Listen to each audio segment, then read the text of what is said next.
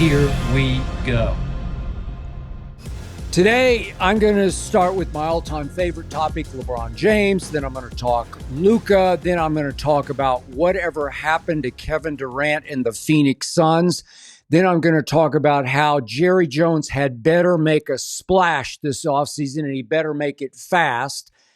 And I'm going to conclude today, whether you like it or not, with my all-time top 10 favorite movies, whether you like it or not. I hope you like this or not. I start with LeBron. I'm going to give LeBron James this.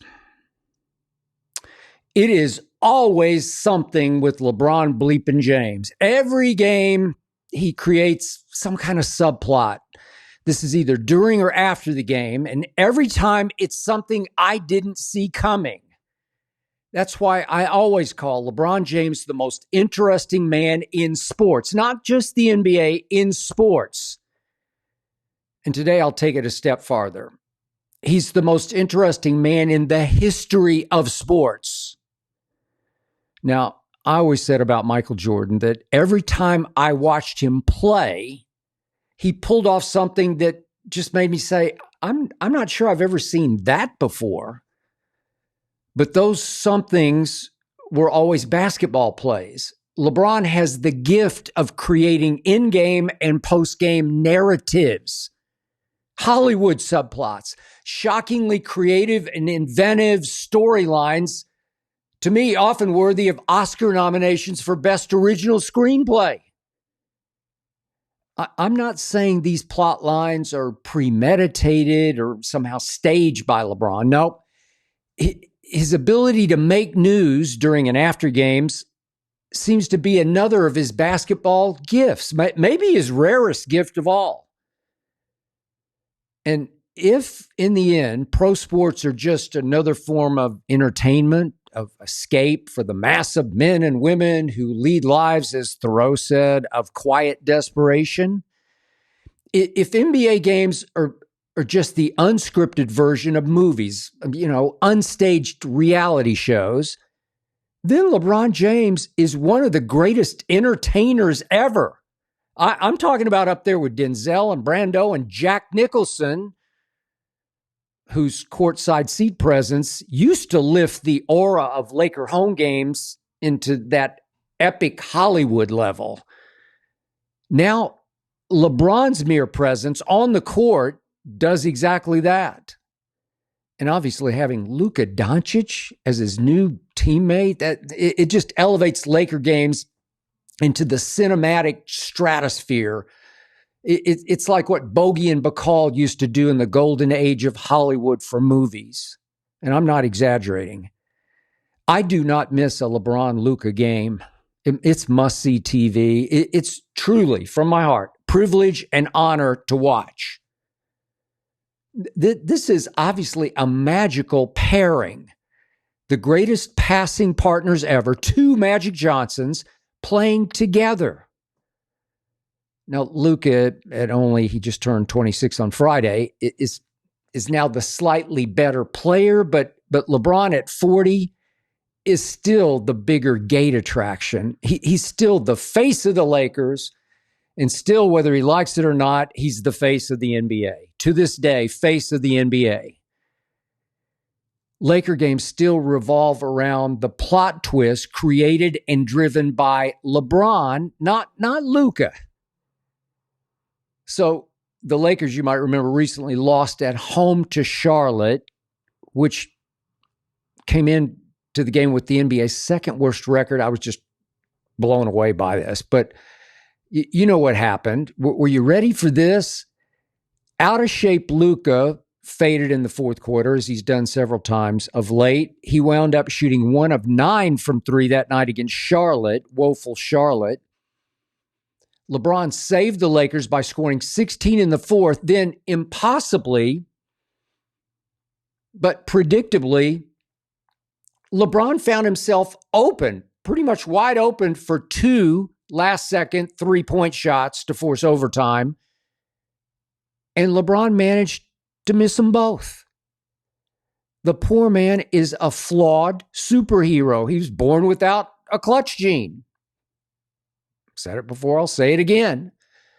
Yet, LeBron bounced right back the next night on a back-to-back with 40 at Portland. And he continued to carry a struggling Luka. This was last Thursday night at home against Minnesota with 33 and 17. Are you kidding me?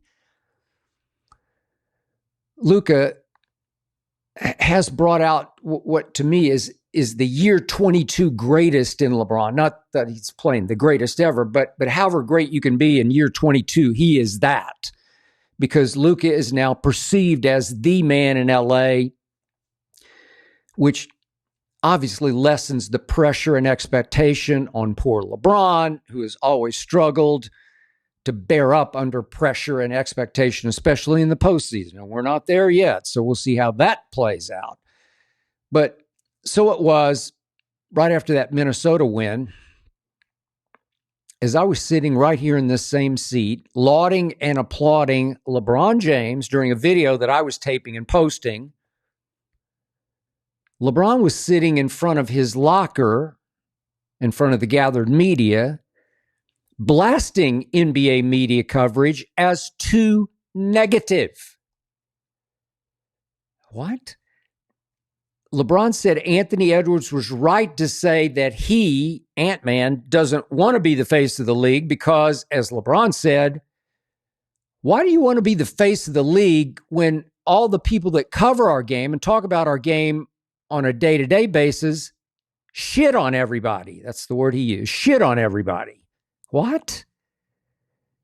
Now, LeBron did seem to fear he'd opened a can of hypocritical worms, so he tried to better explain himself a little later in an X post, saying the NBA game to him right now is just so beautiful to watch with so many great young stars, not to mention Steph still shooting the lights out as he did the other night in Orlando, that said, LeBron, the media should focus more on the positive. Yet, to LeBron's credit, he knew he had to do this. He did conclude with one last line, which was, of course, if players don't perform, we need to discuss that too and break that down. Thank you for that, LeBron, at least that. So let's still step back and put this all in perspective. LeBron is putting up impossibly great age 40 numbers for the hottest team in the NBA since late January. That's a team that has now won 16 of its last 19 games. He's now being lavished with resounding C-to-C praise for playing by far the greatest 40-year-old basketball we have ever seen. That's also obviously including Michael Jordan at 40. And LeBron suddenly and shockingly bites the hand that feeds him. The national media that has always worshipped and overprotected and overdefended LeBron bleeping James, despite his obvious faults, that happened. LeBron has billions of what I call blind witnesses around the globe, blind witnesses who blindly idolize him, who sweep all of his obvious faults under the magic carpet they think he rides. Billions of blind witnesses who proclaim LeBron the GOAT, even though Jordan went 6-0 in the finals with 6 MVPs, and LeBron is 4-6 in the finals only because Ray Allen saved him from 3-7. And you can make a strong case that Kyrie saved him from 2-8 in the finals. LeBron has, 160 million followers on Instagram and 53 million more followers on X. These are two huge, fawning, captive audiences. And he's blasting the national media for negativity? What? LeBron's billions of super fans have helped make LeBron a billionaire. And he's whining about, quote unquote, weird energy generated by NBA media coverage. What? Want to know the truth? even at age 40, LeBron James is still a thin-skinned crybaby. And this is why, this is yet another reason I've always laughed at arguments that he's quote unquote better than Jordan. Better than Jordan. I mean, he's better than Jordan Goodwin, his new Laker teammate. He's better than Jordan Poole, better than DeAndre Jordan, but Michael Jeffrey Jordan, who won 10 scoring titles to LeBron's 1, stop it.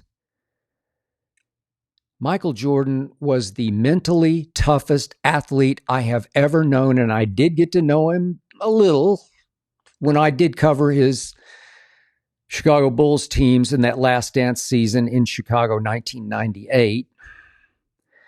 LeBron James has often been the mentally most fragile superstar I have ever closely observed, and the other night was case in point.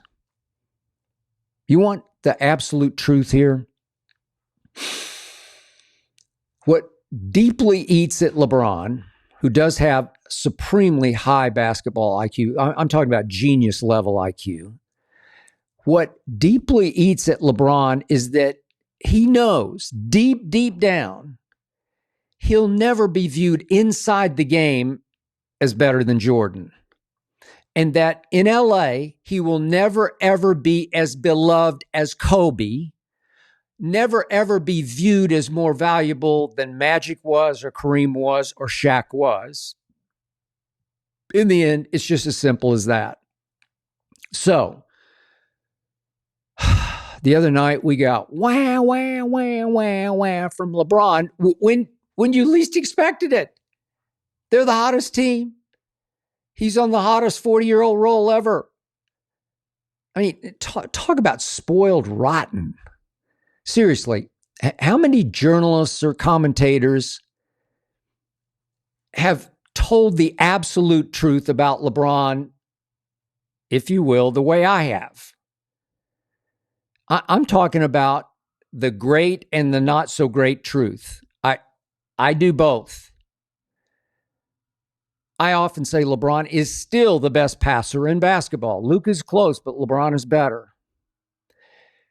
I often say that LeBron is the greatest driver of the basketball I have ever seen. I'm talking about an ambidextrous 270-pound force. And I continue to say nobody has ever been in remotely as great a 40-year-old, year 22 shape as LeBron is in. I mean, it's glaringly obvious and great. What an achievement that is. But LeBron has often been let off the hook for so many epic fails. Against Boston, this was back in 2010, last go around in Cleveland the first time, games 4, 5, and 6 against Boston in that playoff series, after which his owner accused him of quitting. Then against Dallas in the finals, that first go around in Miami with the Heatles, games 4, 5, and 6 after Miami was up 2-1. LeBron was just a nightmare of a disaster. LeBron came unglued the final 3 minutes of Game 6 versus my San Antonio Spurs in 2013. Looked like that was over. LeBron LeBricked the tying 3. And Ray Allen saved him. I could go on. I have been tough but fair on LeBron. I have been honest about the great and the not so great. So many late and close missed threes, so many late and close missed free throws. The greatest scorer in NBA history has always been such a poor shooter by superstar standards. Tell me I'm wrong about this. You can't. But whoever brings any of that up,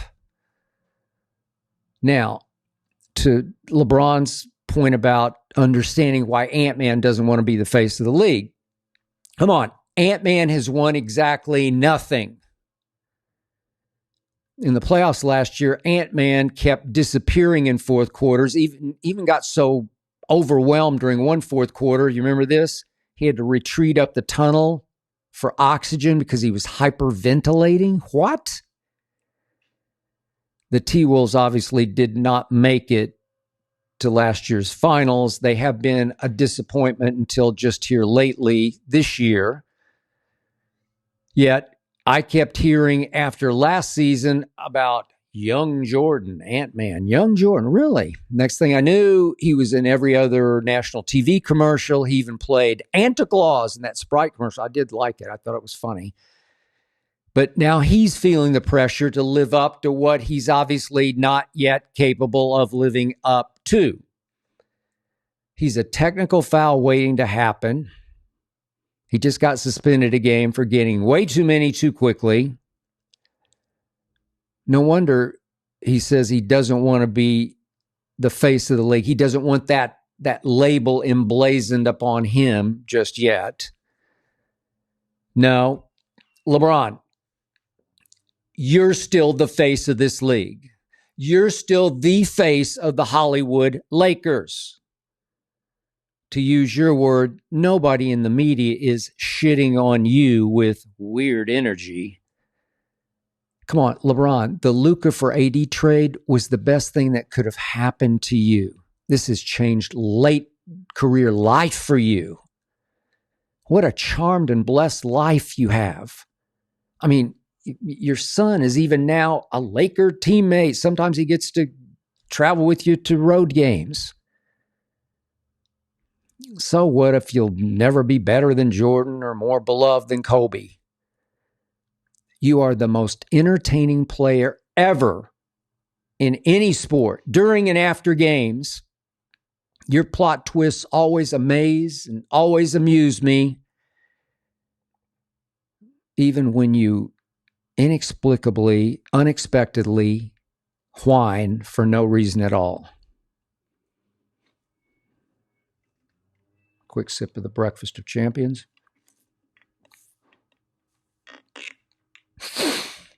Nectar of the Gods, Diet Mountain Dew. Now, speaking of how all-time great LeBron has been this season,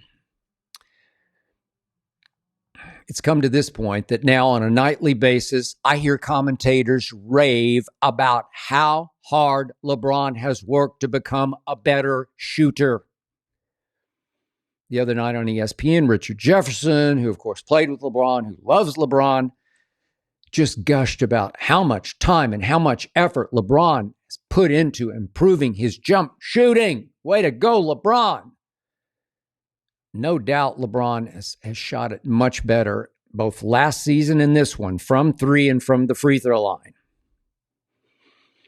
But you know what that makes me think?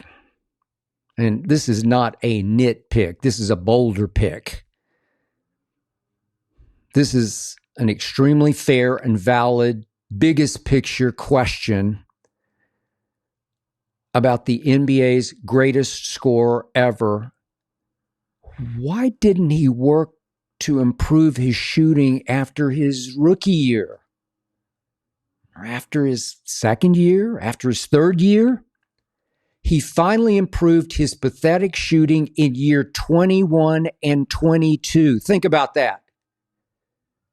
What was he doing his first 20 off seasons? I mean, he wasted 20 years. He did, seriously. What was he doing all those off seasons? Making a lot of money off the court, making a movie, making commercials, having fun, traveling the world. I don't know. Why didn't LeBron much earlier get in the lab, as he says? Why didn't he put in the time and the effort to make himself unguardable as a high-volume three-point shooter, making, let's say, 40% of his attempts? For the record, LeBron did have one outlier season, just for the record. This was 2013 in Miami, in which he did shockingly shoot 41% from three. But if you eliminate that one aberration, that one outlier, in LeBron's 19 seasons before last season, He averaged shooting 31% from three. Eliminate that one outlier, and 19 seasons averaging 31% from three. I'm not exaggerating. His 19-year average was 31%. Do you understand how bad that is?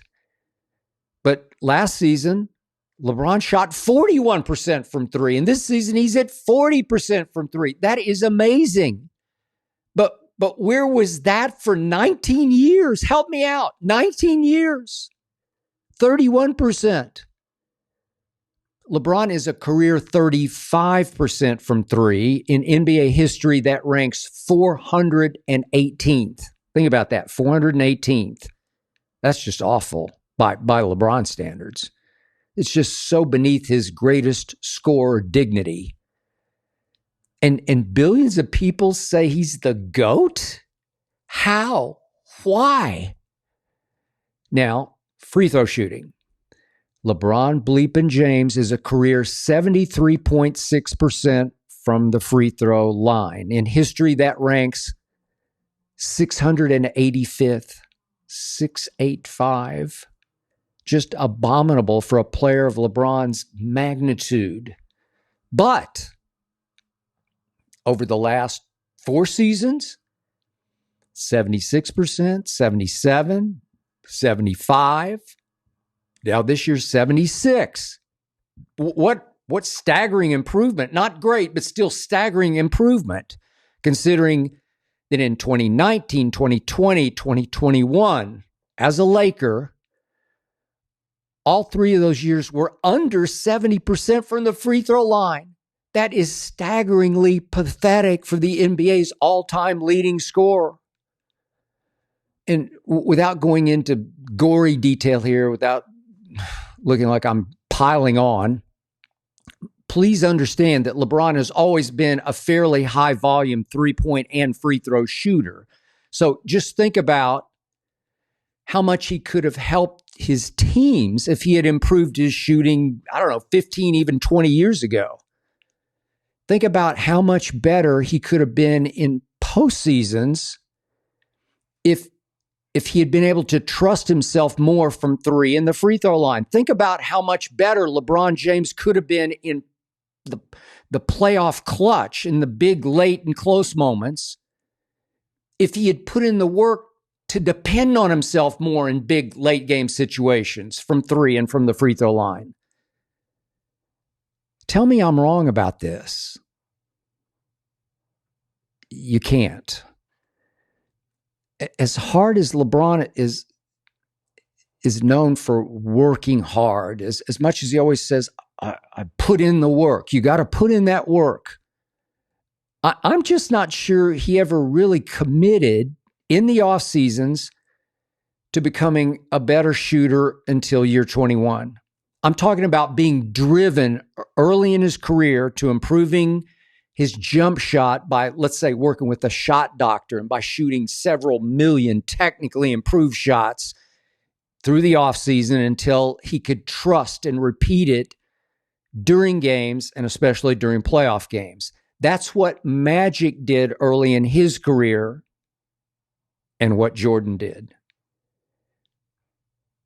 But was LeBron ever criticized for any of this during those 19 years of 31%? Not one time that I can ever remember. Maybe you remember one, I don't.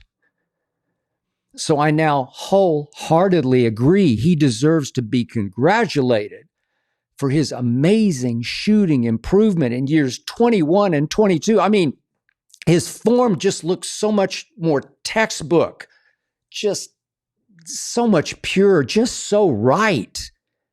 He goes straight up with conviction like he means it. No more of that leaning Tower of Pisa to his left or to his right. No more off balance. No more awkward sideways ball spin off his shaky fingertips. I don't see any of that anymore. Now, for the first time in his career, LeBron James looks like a real shooter. But in the end, aren't the last 2 seasons actually an indictment of 19 previous seasons? Whew. Tell me I'm wrong. You can't.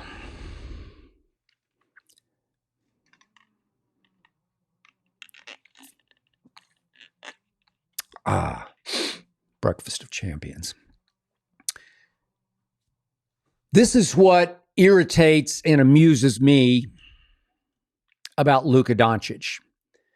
Every single time he's called for a foul, every single time he goes running at the ref, whoever called the foul, arms outstretched, asking the ref, how in the bleep is that a foul?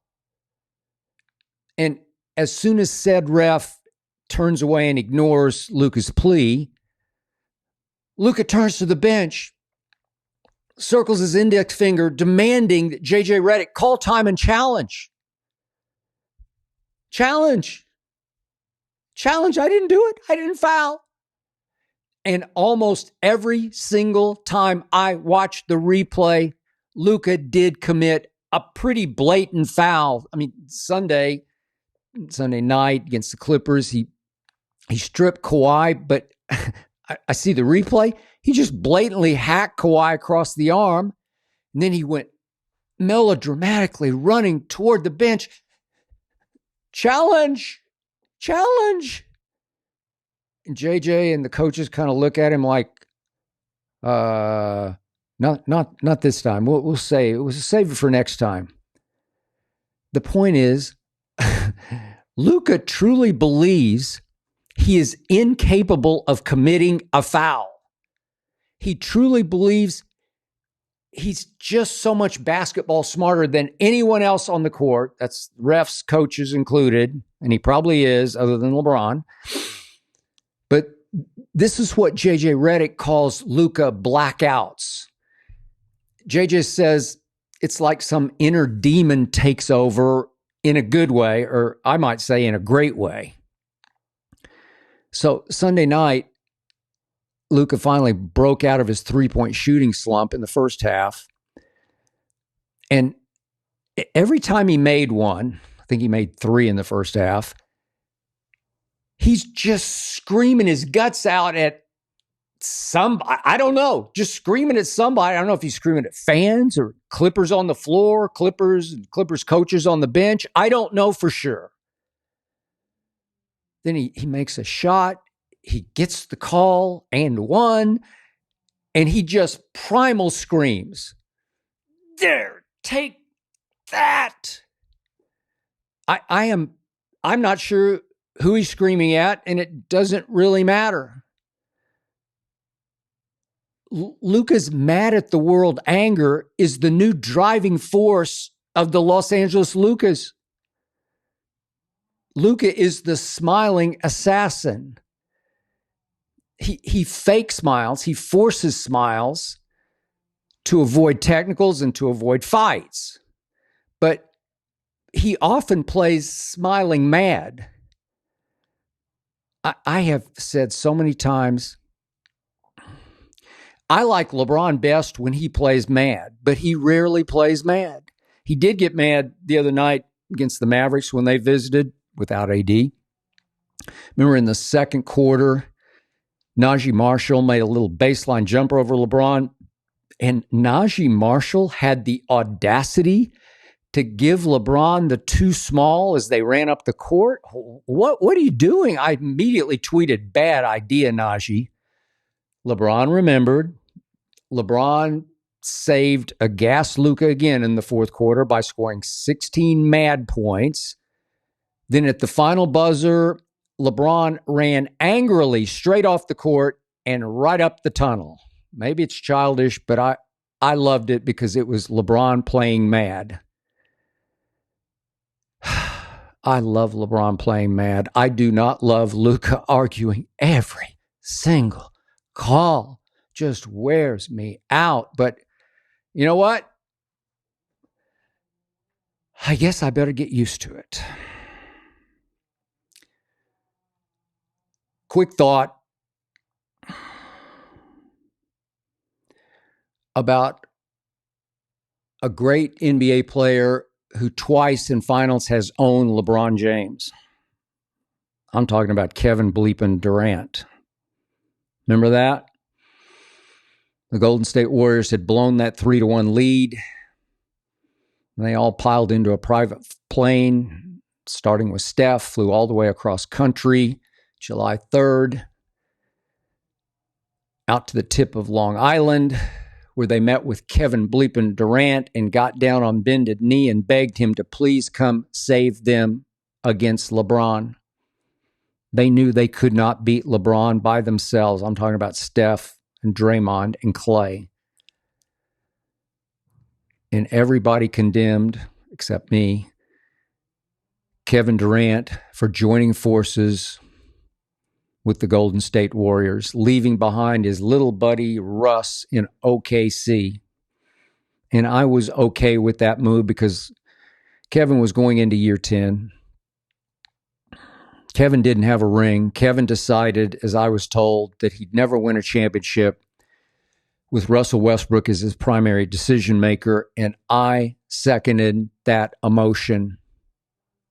I endorsed Kevin going to Golden State, and he rose above all the pressure and all the naysaying in an NBA world that was waiting for him to fall on his face in those two finals against LeBron. And he took over 2 huge game 3s in LeBron's house. He won MVP of back-to-back finals, and I was impressed. So Kevin had won his MVP in OKC with a 50-40-90 performance that year. Then he had won his 2 finals MVPs. And he wound up in Brooklyn and then Phoenix. And the more I watch him at age 36, the more he looks mentally semi-retired to me. He's participating in a documentary that's being made about his life and times, and it just feels to me like he's winding down his basketball. And it's reflecting in the Suns' won-loss record because they started off 8-1 this year. Then since then, they've gone 20-31. Think about that, 20-31. They're 28-33 overall as we speak. That's 4 games out of the play-in. 4 games behind the Dallas Mavericks for that final play-in spot. With Kevin Durant and Devin Booker and Bradley Beal. And they're 28-33, even though Kevin is putting up tremendous numbers, like Kevin Durant style numbers. He's averaging 27, 6, and 4, shooting 53% from the floor and 40% from 3. He's down a little bit at the free throw line, 82%, but still way better than LeBron. He's a great free throw shooter, Kevin Durant. But I said this when it happened. That team has never been the same since they moved on from Chris Paul. Chris Paul is way past his prime, but when he was right in Phoenix, they were right because they needed that playmaker. They needed that veteran force to set them up and orchestrate between Kevin and Devin Booker. Right now, Devin Booker leads that team in assists, 7 a game. They got Tyus Jones, hoping that he could be a younger CP3, but he just doesn't have the star power, the magnitude, the takeover cachet that team needs, that Kevin needs. So Kevin plays offense, but he plays next to no defense. He's ranked way down the line in defensive win shares. He's 193rd now, and Phoenix has fallen to 27th in defensive efficiency. 27th. They play no defense. I watched some of their game Sunday night against Minnesota. They led at halftime, then they guarded nobody in the second half. DiVincenzo went crazy from 3. Ant-Man got 44 on him. They just don't guard because they don't seem to care. They look lifeless to me. They look They have that sort of dead in the water feel. They are the flip side of the team at the top of the West standings, the team Kevin started with, what I now call the Oklahoma City University Thunder, a team that is all for one and one for all, that loves to play together and fight together and destroy together. That team is motivated to go places. The Phoenix Suns just look like they're done to me, because Kevin looks like he's on his last mental legs, not his last physical leg, just mental legs. He's not really into it the way he used to be into it when he went to Golden State, driven to win those 2 championships against LeBron, to win those 2 NBA Finals MVPs against LeBron. And now, to me, as gifted as he still is, Kevin's just going through the motions, and the Suns have set in the West. I can't do a show without a quick thought on my Dallas Cowboys. Posted a video the other night when I heard that our arch rival in Washington had stolen Deebo Samuel from San Francisco for a 5th-round pick and only having to pay next year's salary of $17.5 million. It was a splash move. It was a win-now move for Jaden Daniels, who played quarterback at the highest level I've ever seen a rookie play that position at. We in Dallas are going to have to deal with Jaden Daniels for a long time. Knock on wood for him. He stays healthy.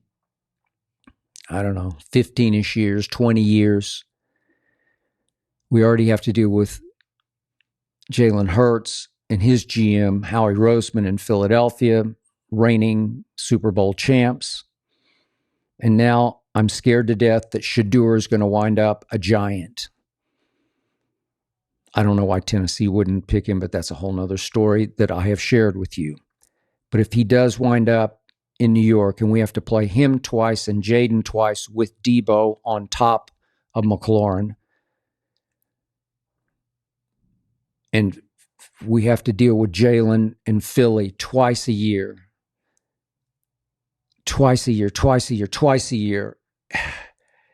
it's looking to me like we're in danger of becoming the 4th best team in a 4-team division. So I read yesterday that, newsflash, breaking news, Dallas might use the franchise tag on Osa Odigizua. Really? So he's our answer to Jalen Carter, the monster, the new Reggie White in Philadelphia? Really? Osa, we're going to franchise tag? Again, Osa's a nice player, had a nice year. He's an undersized overachiever. I like him a lot. But where exactly is Osa going to carry us, going to take us in this division against those quarterbacks? Help a little, but not a lot. So our offseason priority is to keep what we have. We've got to re-sign Micah Parsons and make him the highest paid defensive player in the history of football. And yet, Micah and Osa and another draft pick that's looking bustish to me, Mozzie Smith, they were all on the field earlier last season and going back to the end of the previous season when Green Bay came in the playoff game and was up 27-0 by halftime. And those guys were all on the field. The opener this past year, New Orleans, we were blown out by halftime, literally blown off the field with all 3 of those guys on the field. And then came Baltimore, then came Detroit, then Philly came, and then the Texans came, and we're just blown off the field. We can't compete. We're not competitive as a pro football team against those teams at home. That happened with those players on the field. My point is this. It's time for Jerry Jones and Stephen Jones to figure out how to make a splash. I don't have this is just me. They made Dak the highest paid player in pro football. Is there a way to trade him? Would somebody take him off your hands for nothing? Is there a way to go up and get Shedeur? Is there a way? That's a splash move. That's a wow move. That's a head turner in Philly, in Washington, and with the Giants. That raises eyebrows. We don't do anything to raise eyebrows except try to keep our own, the players we drafted, the players who all contributed to 7 and 10 last year. We're trying to sustain mediocrity at best. At best. You have to make a splash move. You have to get inventive and creative and go get somebody who matters, who sends a message to your locker room that we are serious now. This is serious business. We are going to do that and that and that. I read today Calvin Watkins in the Dallas Morning News doing his first mock draft. He had us at 12, the Cowboys picking 12th overall in the first round. Taking Walter Nolan. I watched Ole Miss, 4 or 5 times, never caught my eye. I know he's got all the measurables, 6'4", 300-ish. A little bit of an underachiever. Played at 3 different high schools. Actually was enrolled to go to IMG Academy as a 4th high school, but he's so gifted, so explosively talented that he became the number 1 recruit in that 2022 class, number 1 in the nation, signed by Texas A&M in what was called the greatest recruiting class in the history of college football. And where exactly did it get A&M? Nowhere that mattered. And Walter Nolan wound up transferring, probably for more money, to Ole Miss, where he played last year. Played okay. Did some good things. Scouts salivate because they see the measurables. But is he going to change our life? Will he be better than Mozzie Smith? I don't know. Obviously, Ashton Genty, who I got to watch at the Combine, not work out, not perform, but interview. And I like his spirit. I like his spunk. I like his supreme confidence. And that's a powerful little package at 5'8" 3/4 and 206 pounds. Built low. Supreme balance. Don't know how he's going to time. I guess he'll run the 40 at his pro day, but I'm not even sure about that. But I'm just thinking his stock will rise above 12. Calvin Watkins at the Morning News had him going, I think, 7th to the Jets. Could happen. He just might not be there. So are we going to be able to splash in the draft unless we trade up for a quarterback? I don't see how. I'm just telling you, these other teams that we're up against are serious business. They're only getting better and better. And to me, we're only getting more and more mediocre at best. Do something, Jerry.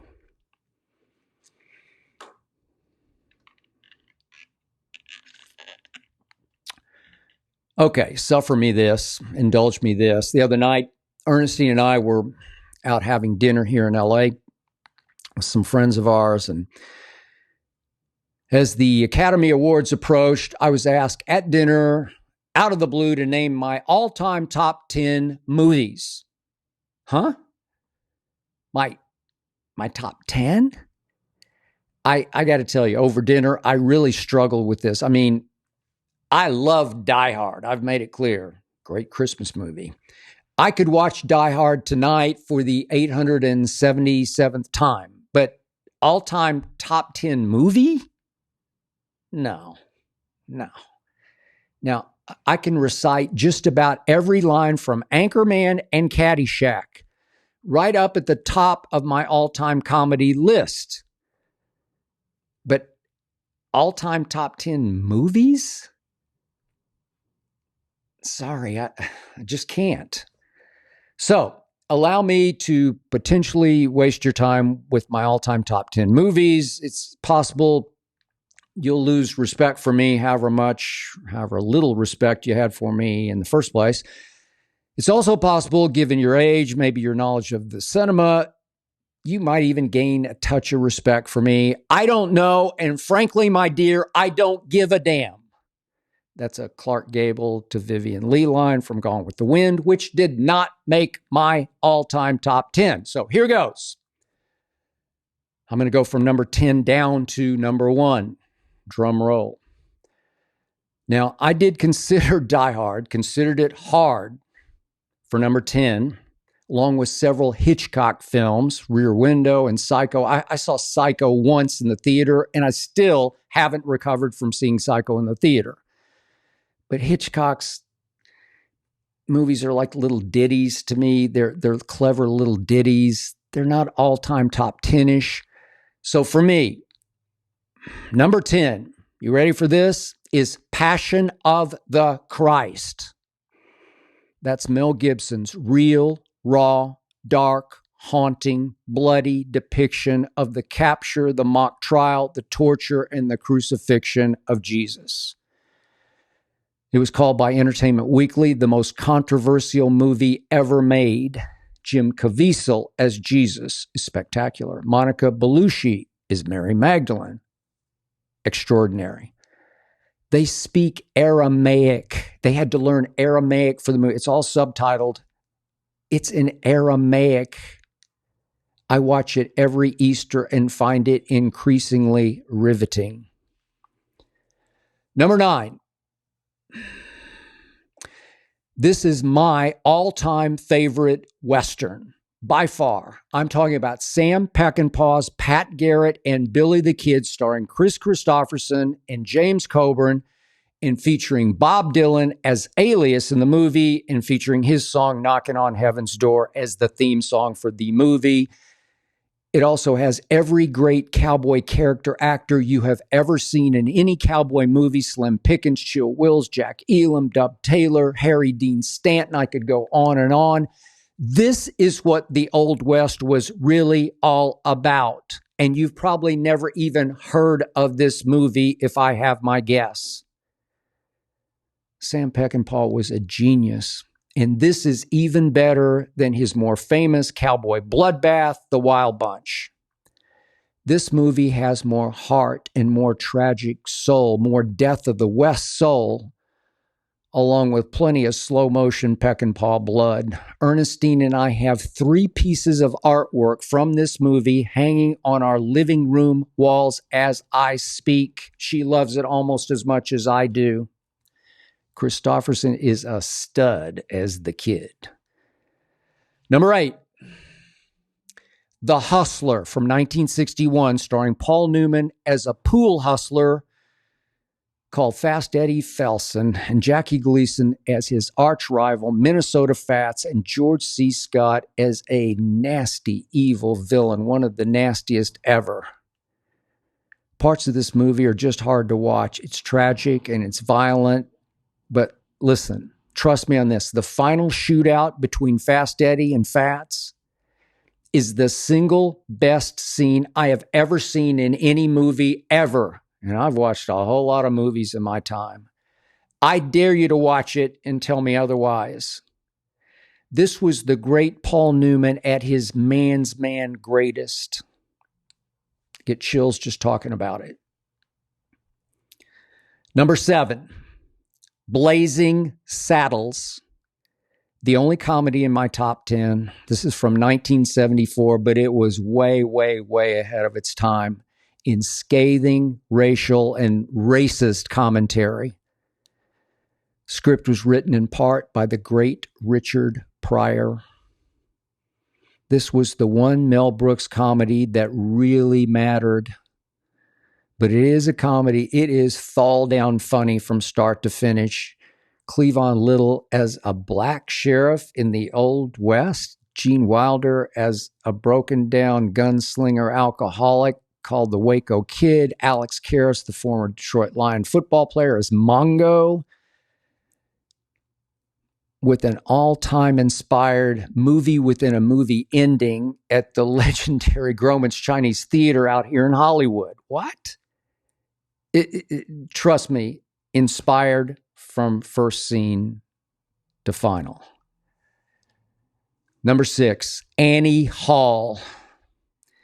because Woody Allen's genius just has to be represented in my all-time top 10. It could be Manhattan or Husbands and Wives or Crimes and Misdemeanors, Midnight in Paris. Something from Woody has to be in my all-time top 10, but I will take 1977's Best Picture winner, in which Diane Keaton won for Best Actress and Woody won for Best Director.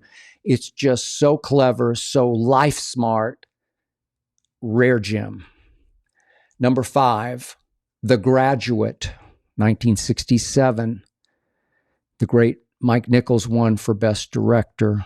It's Dustin Hoffman as Benjamin caught in a wicked Pasadena crossfire between an overpoweringly seductive mother, nailed by Anne Bancroft, Mrs. Robinson, and her daughter that Benjamin badly wants to marry.